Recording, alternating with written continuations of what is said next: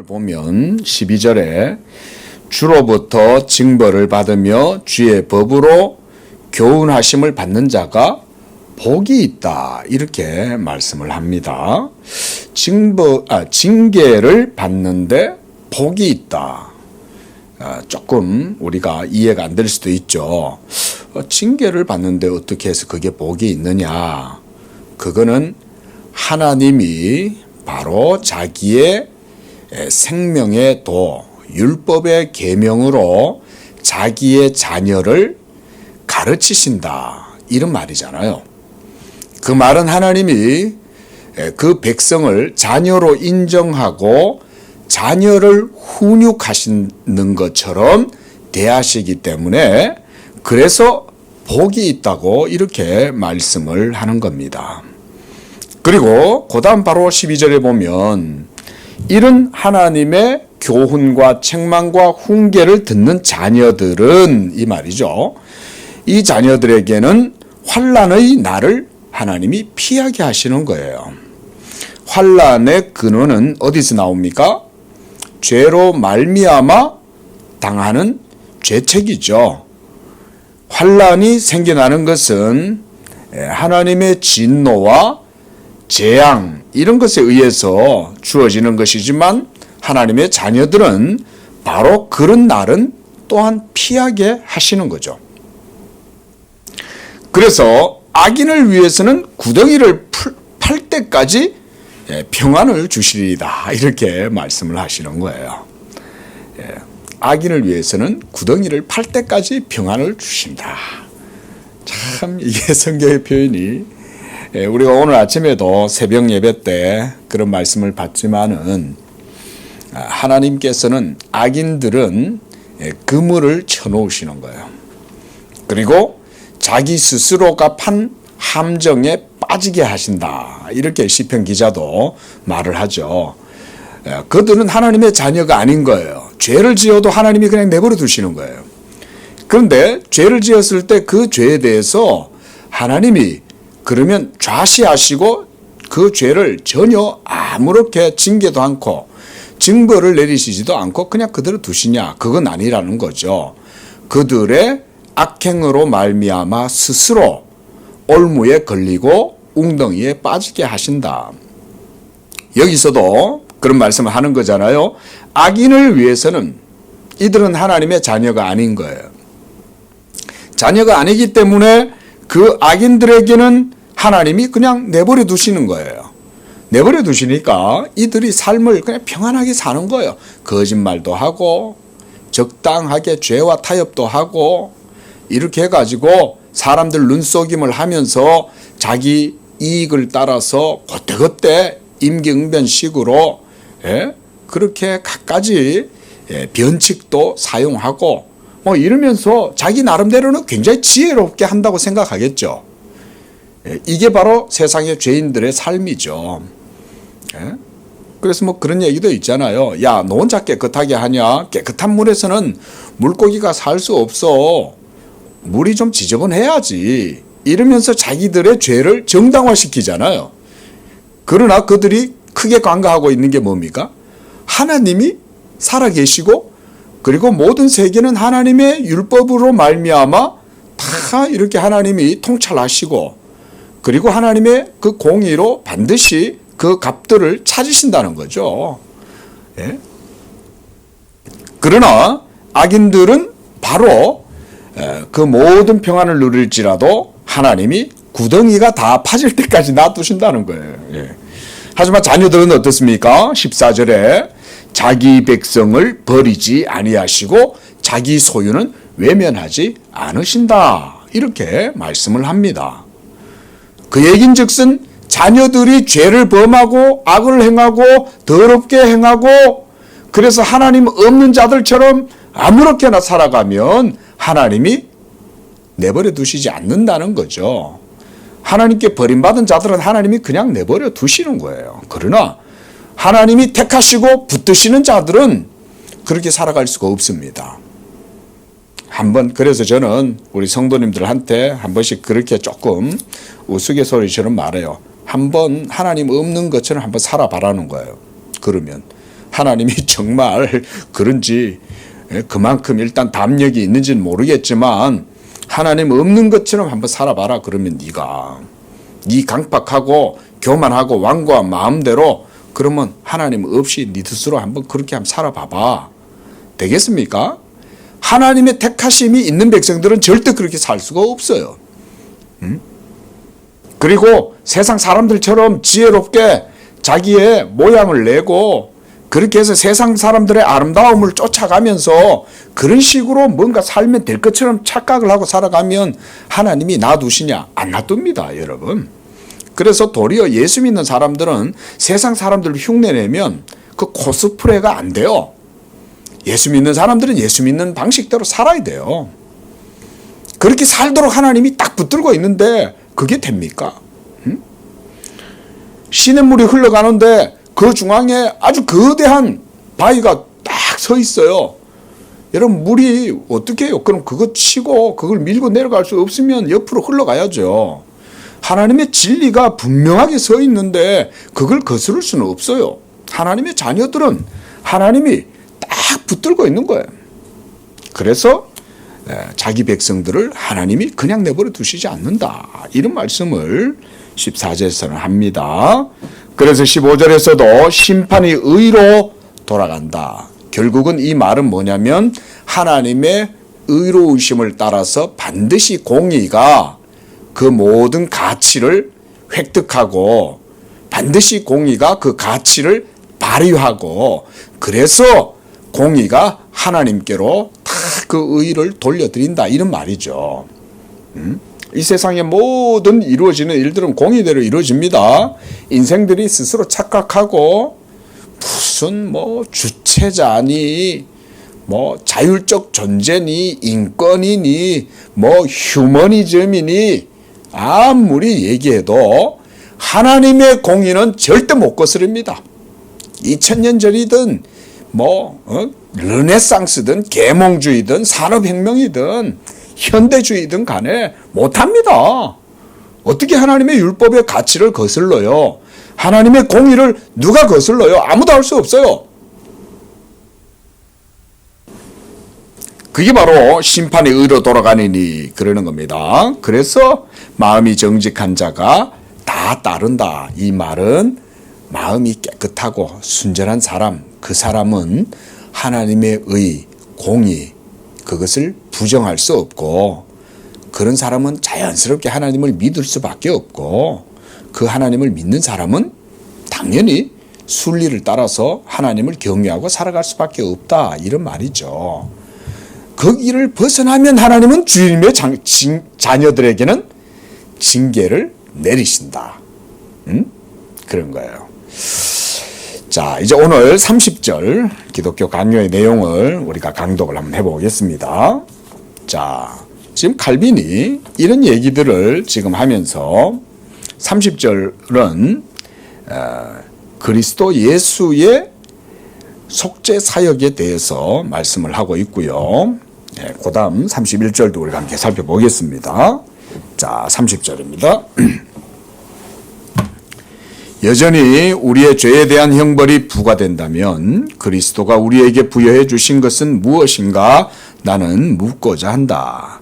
그는 자기 몸으로 나무 위에서 우리의 모든 죄를 담당하셨다고 우리가 말할 때 그것은 다름 아니라 그가 우리의 죄에 부과된 형벌과 징벌을 다 치르셨다는 것을 의미한다. 자, 이런 거 우리가 이제 밑에 마크를 해놔야 되겠죠. 우리의 죄에 부과된 형벌과 징벌을 다 치르셨다는 거예요. 그래서 이사야가 53장 5절에서 우리의 평화를 위한 징계, 견책이 그에게 맡겨졌다고 말한다. 그 다음 만약 하나님 자신께서 우리의 자리를 대신하지 않으셨다면 우리가 그와 화목하기 위해 먼저 치러야 하는 빚을 갚는 것, 즉 형벌을 치르는 것 외에 우리의 평화를 위한 견책이 어디 있겠는가. 자, 하나님과 우리 사이의 화목을 위하여 반드시 그 공의의 값을 치러야 되는 거죠. 그것을 그래서 진정 당신은 그리스도가 죄의 형벌을 감당하셔서 자기의 백성을 그것으로부터 구속하셨음을 분명히 보지 않는가. 바울은 그리스도의 대속에 관해 언급할 때마다 그것을 화목 제물이라고 불렀다 그랬어요. 제물인데 무슨 제물? 화목 제물. 하나님과 죄인 사이에 원수되었던 것, 서로 미워하는 것, 이것을 모두 다 무너뜨리고 그래서 하나 되게 하고 화목하게 했다라고 한 거죠. 주에게 부탁하신 일 천사도 흠모하겠네. 이게 바로 성도들에게도 주신 화목의 직분이죠. 복음의 은총을 입은 사람들은 다 이 화목해 하는 직분으로 부름을 받은 겁니다. 자, 이 화목 제물이라고 부르곤 했는데 일반적으로 이것은 대속이다라고 이해가 되지만 그것과 함께 또 다른 의미가 있어요. 그게 뭐냐면 대속의 값 자체 그리고 대속의 물음을 뜻한다. 여기에서 밑에 보시면 그 밑에 이 역자이신 문병호 교수님이 밑에 이렇게 적어놨죠. 프레티움 값이라는 얘기예요. 그 자체 입시움 그리고 et satisfactionem 해놨죠. 리뎀 티오니스 이렇게 해놨지 않습니까? 그러니까 각주 459번을 보면 그러니까 구속의 값을 치르셨다. satisfactionem 이 말은 값을 치렀다. 속죄했다. 이런 말입니다. 그것에 대한 값을 치렀다. 그래서 거기도 보면 프레티움 돼 있죠. 우리가 말하자면 프라이스 뭐 이런 말인 거예요. 자, 그래서 대속의 값 자체 그리고 대속의 물음. 그렇죠? 그래서 프레티움 입시움 값 자체. 그다음 et satisfactionem lidem tionis. 죄송합니다. 리라고 해서 레뎀이다. 레뎀. 라틴어를 잘 몰라서 읽는 게 서투릅니다. 자, 어쨌든 거기 밑에 각주를 달아놓은 게 바로 중요해서 달아나오셨겠죠. 그러니까 대속의 물음이라고 이렇게 번역을 해놨는데 그게 바로 satisfactio예요. 이게 영어에서는 satisfaction이라고 우리가 만족이라는 의미로 주로 많이 쓰죠. 그래서 일반적으로는 이 문병호 교수님은 물음이다라고 하는 우리나라 말로 이렇게 번역하시기를 좋아하세요.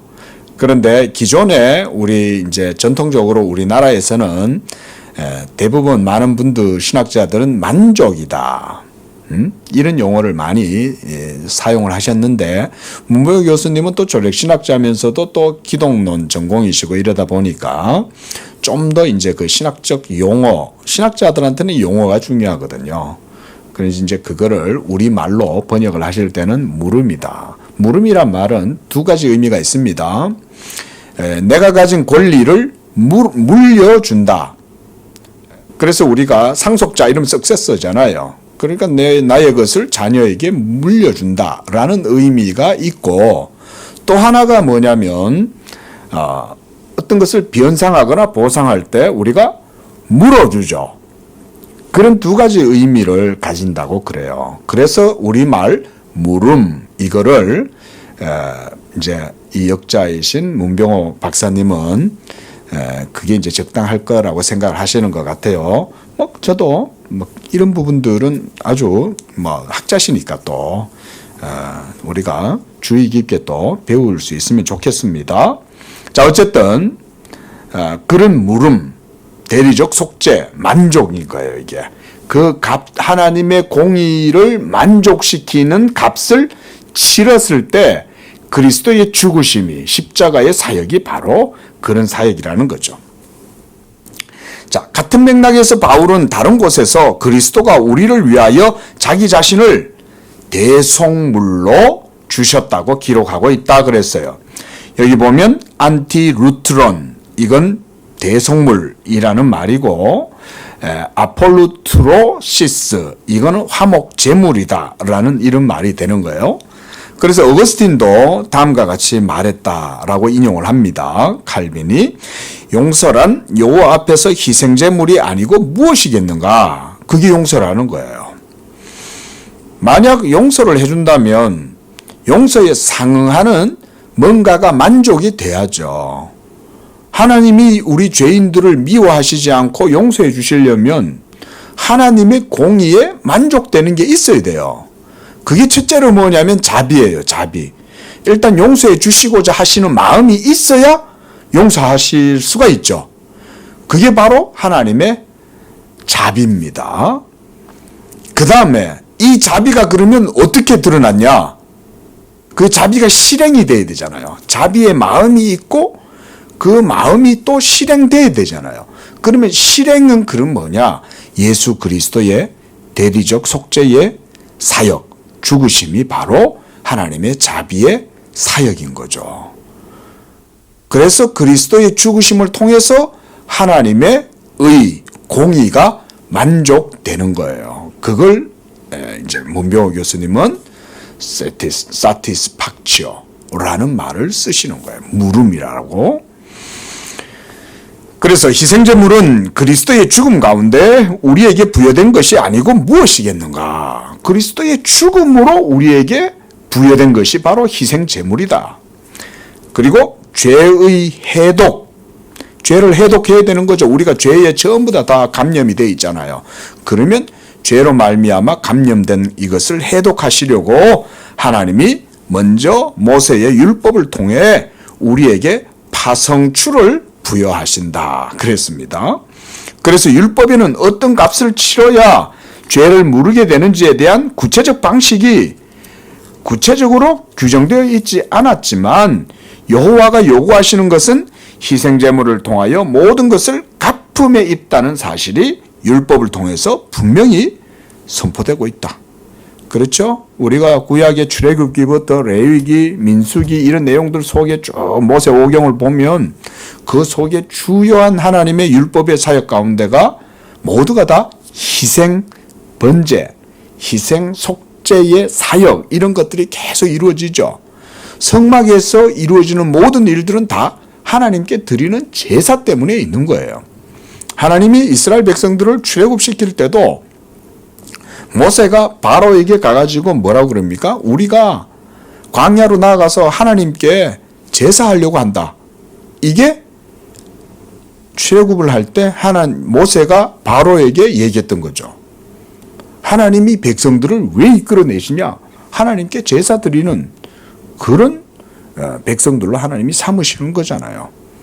자, 그게 하나님의 뜻이었던 거죠. 자, 이런 점에서 223쪽 그는 죄를 속하기 위한 모든 의식을 가장 자세하면서도 가장 엄격한 순서로 제시하셨다. 그리고 자기의 심판이 오직 한 종류의 물음, 만족으로만 진정된다는 사실을 입증하고자 하신다. 그렇지 않다면 왜 그런 범죄를 다스리시면서 행위로 그 값을 치르는 것은 전혀 허락하지 아니하시고 오직 희생제물만을 속죄에 필요한 것으로 요구하시겠는가? 그렇죠? 행위의 값. 이게 바로 율법의 요구죠. 율법이 우리에게 요구하는 게 뭡니까? 하나님의 공의의 가치, 기준. 공의의 기준과 가치에 합당하게 요구하시는 게 바로 율법의 기준에 맞는 행위를 요구하는 거죠. 행위. 그래서 그 행위 자체가 바로 하나님 앞에서는 값이 되는 거예요. 우리의 모든 세상에서의 삶은 가치를 척도로 매기죠. 그렇지 않습니까? 오늘 하루 당신이 수고하고 노동한 대가, 하루 1시간 시급, 또 하루 일당 이러면서 모든 것들을 다 이 값으로 프레티움으로 다 정하는 거잖아요. 가치가. 예? 율법이 바로 그거를 우리에게 요구하는 거예요. 그래서 네가 의를 행하라. 그때 의는 당연히 율법이겠죠. 이 율법을 따라서 행할 때 그의 행위를 하나님이 율법에 준해서 행할 때 그것을 그의 의로 여겨주시지만 문제는 더 이상 율법 행위로는 하나님 앞에서 우리가 의롭다함을 행위로는 의롭다함을 얻을 수가 없게 된 거죠. 우리는 벌써 이미 죄가 있는 자들이기 때문에 죄가 있는 자가 하나님의 율법 공의에 맞추어서 의를 행할 수가 없는 거예요. 이미 우리는 생각하는 것 속에도 벌써 죄가 있어요. 우리의 무의식 속에 여러분들의 의식, 이성은 우리가 드러난 이 이성 자체가 여러분들이 어떤 생각을 하고 판단을 하고 하더라도 이성 이면에 있는 여러분들의 본성이라고 할 수 있어요. 본성에는 벌써 죄로 말미암아 오염이 돼 있어요. 벌써 우리는. 그걸 우리가 원죄라고 하죠. 그죠? 그래서 이 본성 자체가 벌써 죄로 말미암아 오염이 되어 있기 때문에 우리 사람은 자기의 행위로는 하나님 앞에 의롭다함을 얻을 수가 없습니다. 만약 여러분들이 하나님 앞에 의를 행했다라고 해서 그걸 하나님 앞에 자랑을 하고 주장을 했다고 쳐봐요. 그러면 하나님이 여러분들의 행위를 봤을 때 뭘 보시겠어요? 행위를 보시겠어요? 중심을 보시겠어요? 하나님은 당연히 하나님이시니까 중심을 보시는 거죠. 그러면 하나님이 그의 선행에 대한 자랑과 그 담대함을 하나님이 뭐라고 말씀하시겠어요? 이 위선자야 그러실 거 아니에요. 네가 마음속에는 온갖 죄의 본성이 가득하고 탐욕이 가득하고 네 자신에 대한 욕심과 의에 대한 자랑이 가득하면서 네가 그 작은 알량한 행위 하나로 하나님 앞에서 네 의를 자랑하려느냐? 하나님이 그렇게 판단하실 거 아니에요? 판단. 네? 하나님이 판단하시는 거죠. 이 하나님의 판단이 얼마나 준엄해요. 하나님이신데 그게 율법의 준엄함이잖아요. 이 판단 앞에 누가 서요? 그러니까 행위로는 하나님 앞에 자랑할 수가 없는 거예요. 그러니까 칼빈이 지금 여기서도 지금 하는 얘기가 뭐냐면 그런 것들이 행위로 그 값을 치르는 것은 전혀 허락하지 않는다는 거예요. 하나님이. 223쪽 네 번째 줄이죠. 그래서 그 범죄는 오로지 희생제물만을 속죄에 필요한 것으로 하나님이 요구하신다는 거죠. 그러니까 구약의 모든 사실은 우리가 구약의 율법은 하나님의 이 의의 가치와 기준을 우리에게 제시해 주죠. 그렇죠? 제시해 줍니다. 그러면 제시를 해주니까 우리가 여기에 맞춰야 될 거 아니에요. 하지만 우리는 맞출 수 없어요. 그렇죠? 방금 말씀드린 것처럼 이런 죄로 말미암아 우리는 하나님의 율법 공의를 만족시킬 수가 없어요. 행위로는. 그러면 어떻게 우리가 이제 해야 되냐?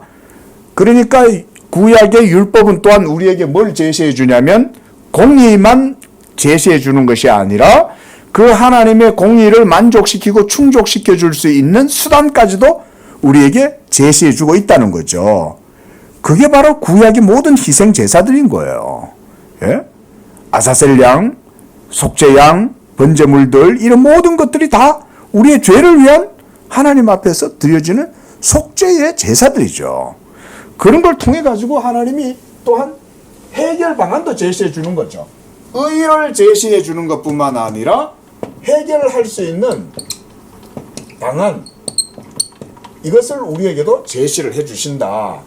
이 해결 방안이 바로 말하자면 모두가 율법을 통해서 율법 제사 의식법이죠. 이게 우리가 말하자면 이런 의식법들을 통해서 우리에게 제시해 주는데 자 여러분 이런 의식법 이것이 전부 다 상징하는 것이 누굽니까?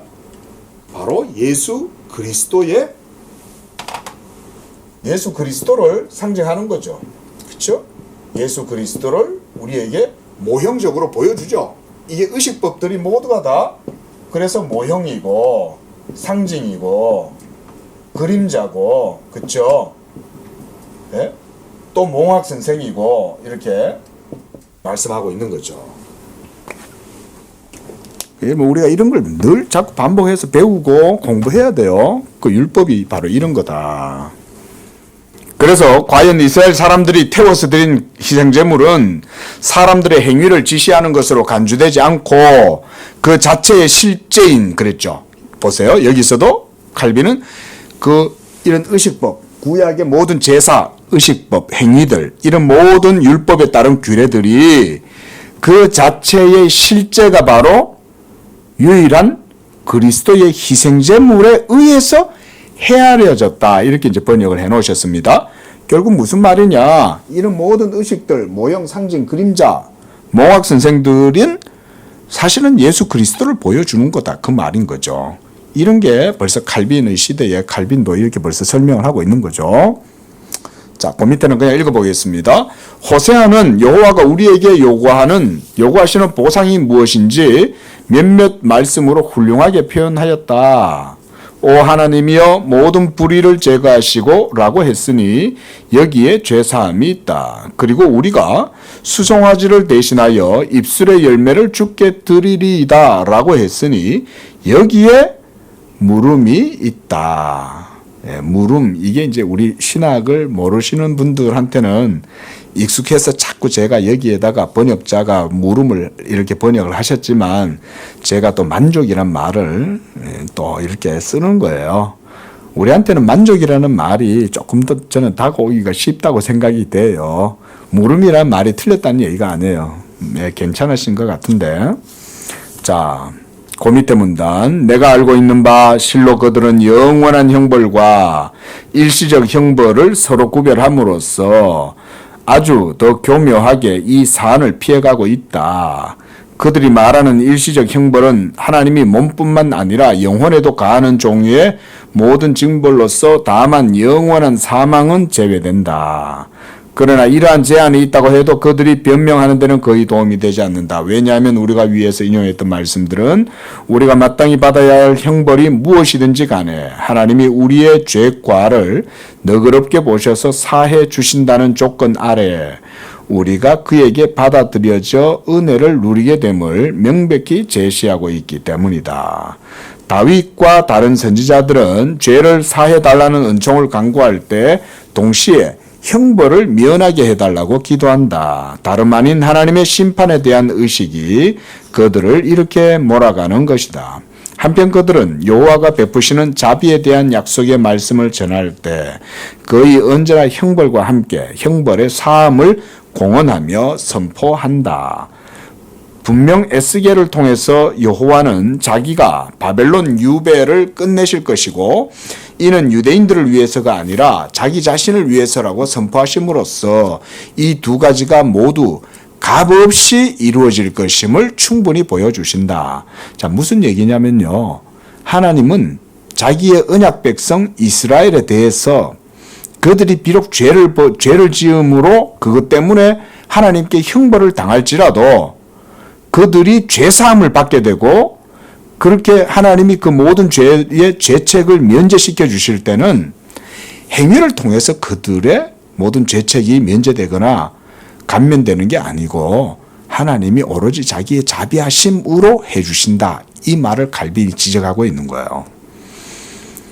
여러분, 죄를 용서하실 수 있는 분이 하나님이라면 하나님이 값을 받고 죄를 용서해 주시겠습니까? 아니면 하나님 자기 자신이 자비하시니까 용서해 주시겠습니까? 둘 중에 어느 거예요?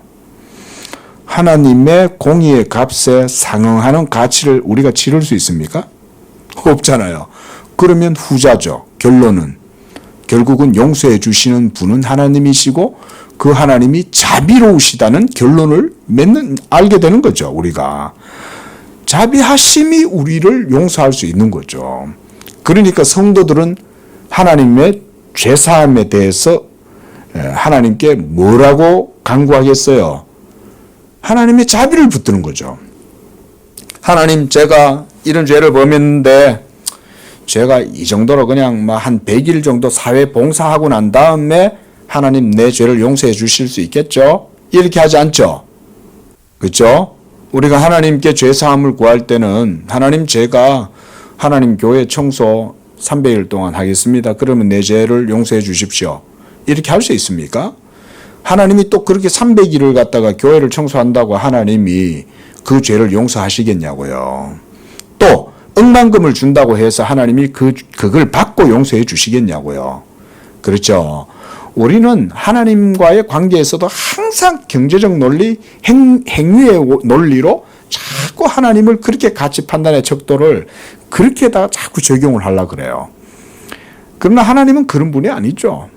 천하 만물이 다 내 것인데 너희가 나한테 뭘 갚아가지고 너희가 나한테 뭘 드려서 그 죄들을 갚을 거냐. 맞지 않습니까? 오로지 하나님의 자비하심밖에 없어요. 마지막으로 만약 우리가 그리스도를 통하여 죄책으로부터 자유롭게 된다면 그것으로부터 야기되는 형벌도 반드시 그치는 거죠.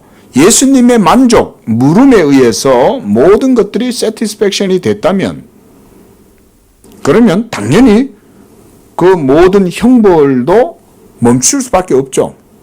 당연한 거 아니겠어요? 하나님이 공의가 만족이 됐는데 막 공의가 만족됐는데 그 죄지었다고 계속해서 그럴 수는 없죠. 자, 그래서 31절 아들에게 베푸는 징계의 심판은 종에게 가하는 징벌의 심판과 다르다 그랬습니다. 이게 바로 율법주의자와 복음에 대한 신앙을 가진 이 두 사람의 차이입니다. 자, 율법주의자들은 율법 아래 있고자 하고 율법의 행위로 하나님께 의롭다함을 얻으려고 하는 자들이기 때문에 그들은 진노 아래 있는 자다. 사도 바울도 이렇게 말하죠. 율법 아래에 있고자 하는 자들은 결코 하나님의 자비를 깨닫지 못합니다. 자, 방금 우리가 30절에서 하나님의 자비에 대해서 제가 몇 번 언급을 했어요. 그죠? 예? 하나님의 자비가 모든 죄사함의 원천이에요. 그 자비하심을 따라서 그리스도가 모든 물음의 사역, 속죄의 사역, 만족의 사역을 이루신 거예요. 그러니까 하나님의 자비가 우선하는 거예요. 그렇죠? 하나님이 우리를 자비하심으로 대해 주시니까 예수의 구속의 은총이 여러분들에게 적용되는 거예요. 우리가 굳이 신학적이고 논리적으로 말하자면 그런 거예요. 그렇죠? 이거 중요합니다. 칼빈 신학을 이해할 때. 하나님의 자비. 이 자비가 있어서 죄사함도 받는 거예요. 그렇죠? 논리적으로 하면 이게 더 큰 거예요. 그렇죠? 자비가 있고 그 다음에 죄사함이 주어지고 그 다음에 이 죄사함에 따르는 뭐가 있어야 되겠습니까? 값이 치러져야 되는 거죠. 이 값을 우리는 공의의 만족이라고 그래요. 문병호 교수님이 이거를 물음이다라고 그랬습니다. 자, 이게 만족이 되어야죠. 그런데 보세요. 이 만족을 시킬 때에도 하나님의 자비가 없으면 그리스도의 객관적 사역, 객관적인 사역 자체가 있다 한들 하나님의 자비가 없으면 이게 적용 안 되죠. 효력을 발휘할 수가 없어요. 자비가 없으니까. 그런데 바로 이 자비가 누구한테 있다는 거예요? 하나님의 택하심을 입은 자들에게는 하나님이 그들에게는 자비하시다. 그러나 율법 아래 있고자 하는 자들에게는 이 자비가 없는 거예요.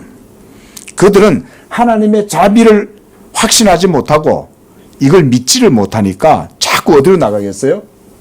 행위로 뭘 해보려고 자꾸 하나님께 시도하는 거예요. 말씀드렸듯이 가능합니까? 불가능하죠.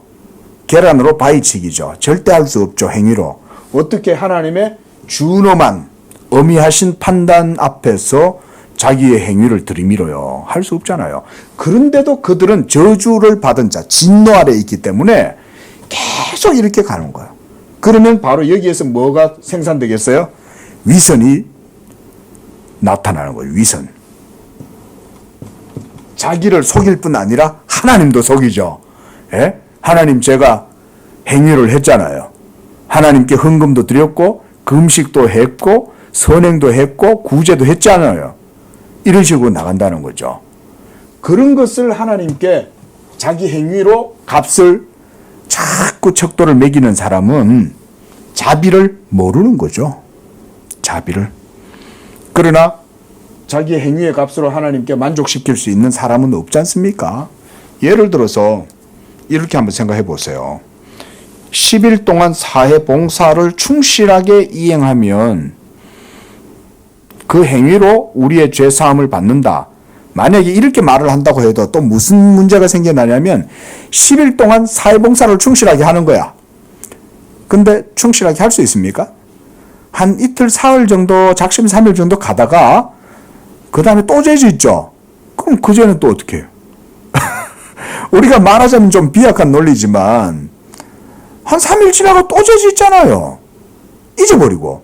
지가 지금 10일 동안 사회봉사를 행하고 그래서 열심히 선행을 행해야 되는데 아이고 작심 3일인 거야. 3일 만에 또 죄 짓네? 그럼 그 죄는 또 어떻게 해? 또 연장. 또 연장. 말하자면 불가능하다 이 말인 거죠. 여러분 하나님의 자비가 모든 것의 원천에 있어요. 칼빈이 기독교 강요를 전개할 때 제일 이런 것들을 그 원천에다 깔고 있는 거예요. 이미 삼일체 하나님, 성삼일체 하나님 안에 칼빈이 생명으로 인식하는 것은 벌써 하나님의 자비인 거예요. 예? 하나님 자신의 자비하심으로 벌써 우리가 이 생명을 누린다라고 생각을 하는 거예요. 우리에게 주시는 하나님의 사랑도 자비하심으로 주어지는 거예요. 예? 미세르코르디아. 이 자비가 없이는 우리는 아무것도 하나님 앞에서 설 수가 없죠. 이런 게 성경에 대한 칼빈의 깊은 이해예요. 자, 그렇다면 그들이 성경의 증언들로 자기들을 무장할 때 제시하는 논거들이 무엇인지 살펴보자. 그들이 하는 말을 들어보자. 이건 이제 성경 속에 있는 여러 가지 이제 예증을 칼빈이 이렇게 드는 겁니다. 자, 먼저 다윗이에요. 자, 선지자 나단으로 자기가 저지른 간음과 살인에 대해 책망을 받은 다윗은 죄 사함 받은 은총을 받았음에도 불구하고 그 후에 그 간음으로 난 아이가 죽는 형벌을 받았어요. 그러니까 죄에 대한 형벌은 있습니다. 죄에 대한 형벌은 있지만 하나님의 자녀들은 저 자비하심이 영원히 있기 때문에 형벌이 있다 하여도 버림받지는 않아요. 이런 게 복음입니다. 이미 구약의 모든 이런 역사가 뭘 보여주냐? 복음의 의를 벌써 우리에게 보여주는 거예요. 이 복음의 의의 원천은 어디에 있다? 하나님의 자비에 있는 거예요. 이게 율법의 의와 다른 거예요. 자, 우리 성도님들도 이걸 다시 한번 기억하십시오. 율법의 의와 복음의 의는 그래서 달라요. 제가 지금 오늘 복음의 의를 칼빈의 논지를 따라서 나름대로 설명을 바르게 한 거예요. 복음의 의는 율법의 행위로 말미암는 의가 아니에요. 이거는 오직 하나님의 자비하심을 입은 자들이 누리게 되는 의예요. 그러나 이 자비하심 때문에 하나님의 형벌이, 그 죄에 대한 형벌이 면제되냐? 그건 아니에요. 오늘날 이거는 예수 믿는 성도들에게도 동일하게 적용되는 거예요. 여러분들이 하나님의 은혜를 믿고 천방지축으로 율법 폐기론자가 돼갖고 하나님의 계명을 함부로 어기면 반드시 그 계명을 어긴 것에 대한 죄책을 당해야 돼요. 형벌을 하나님이 내리시는 거예요. 그러나 내린다고 해서 무슨 어떤 기계적인 프레임 속에 집어넣고 그 공의를 치르게 하시는 건 아니에요. 하나님이 참아요. 그래도 처음에는 어느 정도 하나님이 참으세요. 여러분들 자녀가 키워보면 그런 게 있잖아요. 처음에는 참잖아요. 근데 회사 직원이 그랬어. 그러면 참나요? 회사 직원은 안 참아요. 김 과장, 당신 말이야 왜 횡령해? 왜 회사 돈을 함부로 그런 식으로 개인 사적인 용도로 막 사용해? 이러면 벌써 대본 딱 가죠. 근데 자녀가 그랬어. 그럼 어때요? 잘못했는 걸 알지만 부모는 참죠. 처음에는. 뭐 때문입니까? 그게 바로 자비죠. 하나님의 소생이잖아요. 그러니까 하나님이 참으시는 거예요. 그런데 쌓이면 하나님이 그 자녀의 생명을 위해서라도 그때는 그냥 놔두시지 않아요. 그 죄만큼의 엄격한 그거를 배우게 하시는 거예요. 하나님이. 너 하나님 섬김의 도를 이 징계를 통해서 배워. 이러면 우리는 이제 징계를 당하는 거야. 예? 여러분, 하나님은 예수 믿는 성도들 은혜 아래 하나님의 자비 안에 있다고 해서 하나님이 여러분들이 행하는 그 죄에 대한 죄책도 하나님께서 아무 신경 안 쓰고 간과하신다 이렇게 생각하시면 안 됩니다. 물론 자비하심 아래 있기 때문에 구원을 하나님이 구원을 취소하신다든지 이런다는 게 아니에요. 도리어 자녀이기 때문에 그들을 견책하는 거예요. 그냥 안 놔두시는 거예요. 그래서 죄과의 사함을 받은 후에도 형벌이 가해지는 바 보속에 의해 그 형벌이 속해진다는 사실을 배운다. 다윗은 이걸 배운 거예요. 야, 내가 죄를 저질렀더니 결국은 그것 때문에 이 하나님이 반드시 그것을 찾으시는구나. 네, 이거 우리도 신학 성도들도 기억해야 됩니다. 또 다니엘도 느부갓네살이 구제함으로써 죄를 배상하도록 권고했고 솔로몬도 인자와 진리로 인하여 죄악이 속하게 되고 라고 말했다. 또 다른 곳에서는 사랑은 모든 허물을 가린다 라고 말했습니다. 베드로도 이런 말을 합니다. 또 누가복음에서 주님은 죄를 지은 한 여자에게 말씀합니다. 그 많은 죄가 사하여졌다. 이는 그의 사랑함이 많음이라. 이렇게 하시면서 바로 이 모든 죄에 대한 형벌 이런 부분들을 얘기를 하고 있다는 거죠. 자, 그 다음 문단 225쪽 두 번째 문단. 우리 모두는 하나님이 우리의 죄를 책망하시는 방편으로 사용하시는 징계의 목적에 적잖은 관심을 가지고 있으며 그 목적이 불경건한 자들과 유기된 자들을 향하여 그가 분노를 내리는 경우와는 얼마나 다른지에 대해서 마찬가지다. 자, 이런 게 우리가 칼빈 기독교 강요 내에서 볼 수 있는 중요한 논지입니다. 칼빈은요, 복음을 설명할 때는 하나님의 택하심을 입은 자들, 한마디로 언약 백성들과 언약 밖에 있는 유기된 자들, 버림받은 자들에 대한 하나님의 다루시는 경륜과 섭리가 다르다고 말해요. 그렇죠? 그래서 여기서도 분명히 그렇게 말하죠. 그렇죠? 그래서 징계의 목적은 하나님의 자비하심을 입은 자들에게는 하나님의 징계가 주어지지만 하나님의 자비하심이 없고 하나님의 언약 밖에 있는 유기된 자들, 불경건한 죄를 짓는 자들, 그들에게는 하나님의 진노가 있다는 거예요. 우리가 자녀가 잘못해도 진노하지는 않잖아요. 화를 내고 어떨 때는 막 음악에 꾸짖어도 그게 세상에 무슨 하급 직원들 대하듯 하지 않잖아요. 결론적으로 우리는 이 사안을 다음과 같이 타당하게 정리할 수 있다. 자, 봅시다. 가르침에 유익하도록 우리는 하나를 징벌의 심판, 다른 하나는 징계의 심판이라고 부른다. 징벌은 바로 유기된 자들을 향한 징벌이에요. 다른 하나는 징계. 이것은 바로 징계의 심판은 하나님의 자녀들을 향한 하나님의 형벌인 거예요. 예? 우리가 자녀도 성경에도 보면 초달을 하지 않는 자는 그 자식을 사랑하지 않는다고 그러잖아요. 아니, 부모가 자녀를 갖다가 초달한다. 이 말은 매를 댄다는 거잖아요. 매를 댈 때 그 부모 마음은 안 아픕니까? 아프죠? 그럼에도 불구하고 그 초달을 하지 않으면 그 자녀를 망하게 하는 거예요. 왜냐하면요, 여러분, 이게 기독교가 이제 교육 방식에 있어가지고 이게 세상의 훈육 방식하고 다릅니다. 오늘날 인본주의식 이 교육이 이게 해서 서양에서는 아이한테 만약 초달한다, 동양처럼 했다, 그러면 부모들이 감옥에 잡혀가죠. 예? 사법적으로 처분을 받죠. 그러나 여러분, 그게 바른 것 같죠? 아닙니다. 여러분, 서양 사람들은요, 그들 특유의 역사 속에서 인본주의가 형성됐기 때문에 인본주의를 하나님의 말씀을 대체해서 가치로 세웠어요.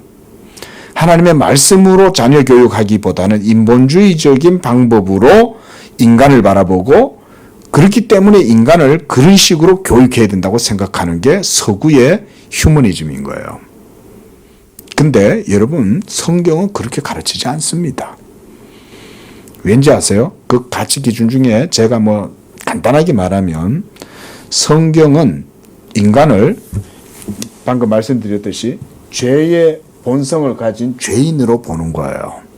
여러분, 이 죄 때문에 모든 문제가 일어나는데 이 죄의 사악함과 그 본성이 얼마나 극악한지 인본주의가 몰라요. 이게 모든 문제의 시발점이에요. 인간을 너무 나이브하게 보는 거지. 휴머니즘은. 휴머니티 자체가 인간을 주체적인 존재로 보고 그리고 자율적 존재로 보고 도덕적 존재로 보죠. 근데 성경은 어떻게 봐요? 원죄의 존재로 보잖아요. 아담 안에서 사망의 존재로 보잖아요. 그들이 왜 사망의 존재가 되었습니까? 죄 때문에 사망의 존재가 된 거죠. 죄의 삭은 사망이니까.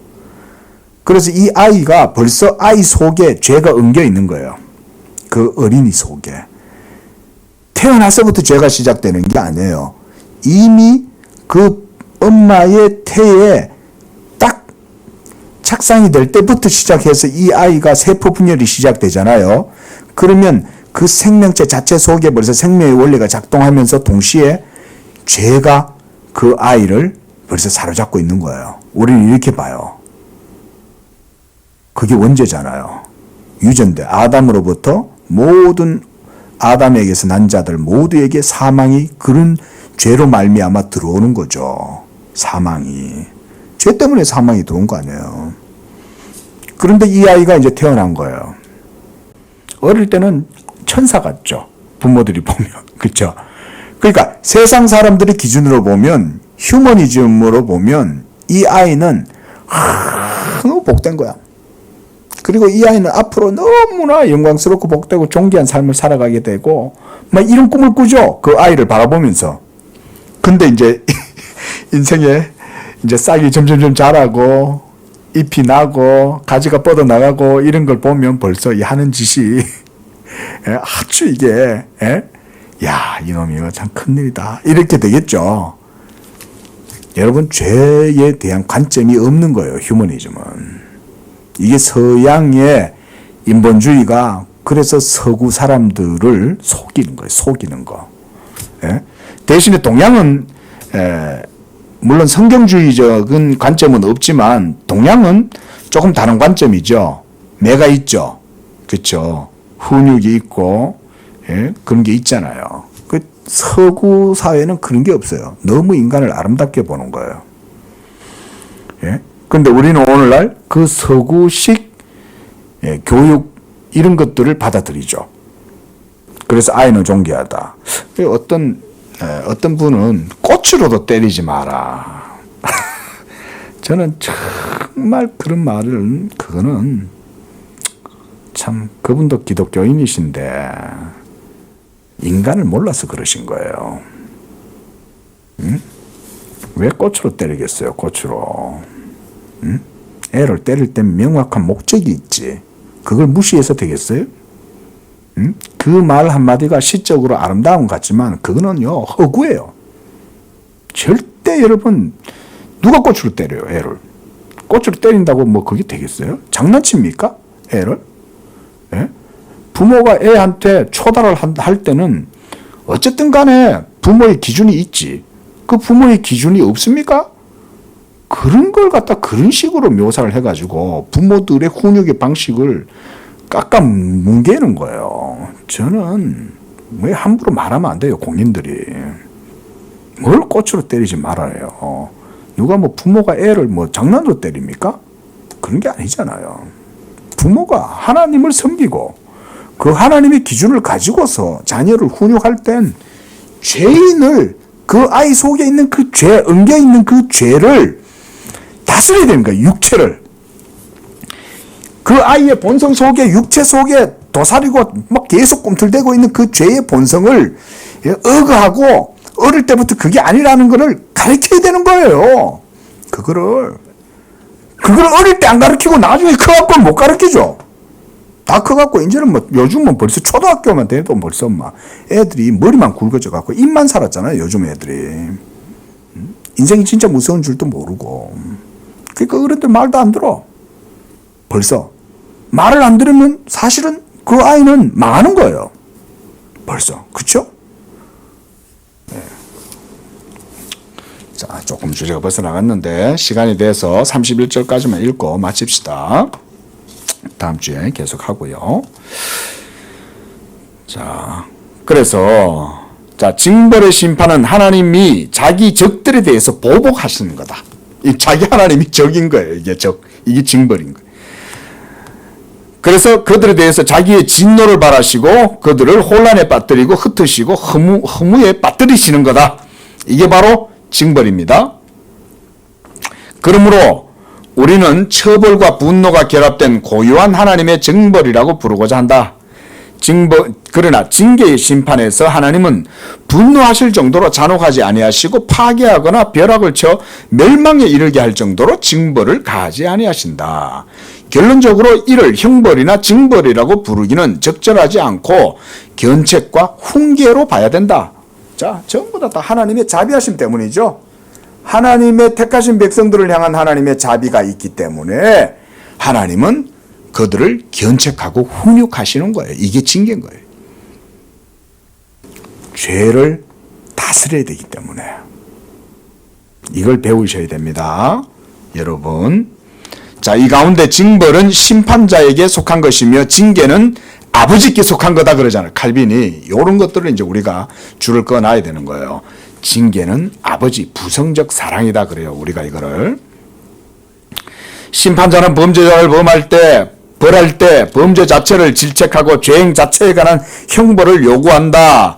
반면에 아버지는 한층 더 엄하게 아들을 견책하지만 그것은 보복이나 학대가 아니다는 거죠. 오히려 가르치고 이후에 더욱 신중하게 하기 위해서 만드는 거다. 이런 게 우리 기독교의 어린이 교육 철학이라고 할 수 있는 거예요. 예?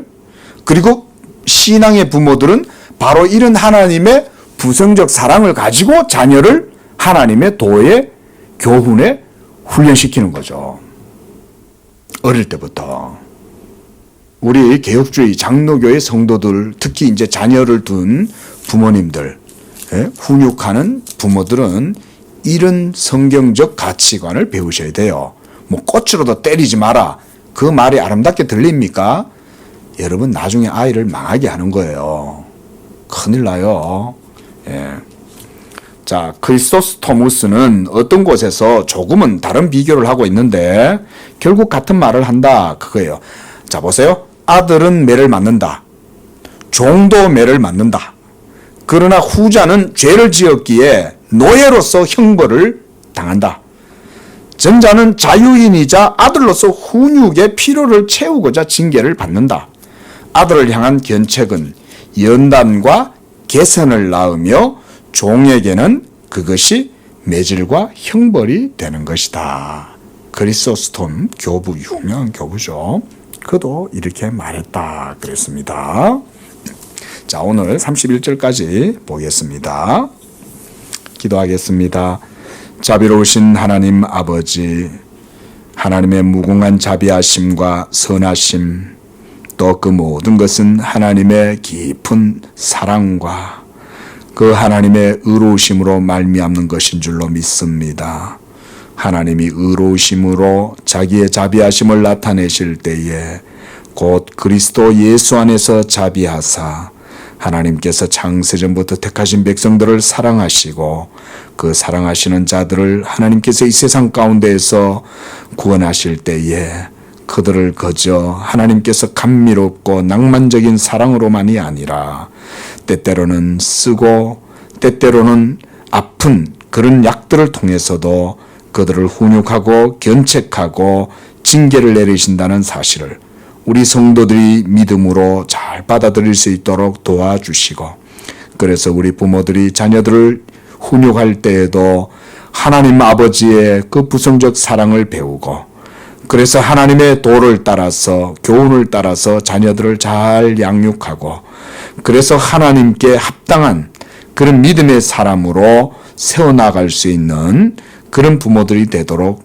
은혜 내려 주시옵소서. 아울러 우리 성도들이 삶을 살아가면서 늘 하나님을 경외하고 하나님 앞에서 우리가 두렵고 떨림으로 살아갈지라도 자녀의 두려움을 가지고 하나님의 자비하심을 늘 확신하면서 그 앞에서 복음의 담대함으로 복음의 자유함으로 하나님을 영화롭게 하는 믿음의 성도들이 되도록 축복해 주시옵소서.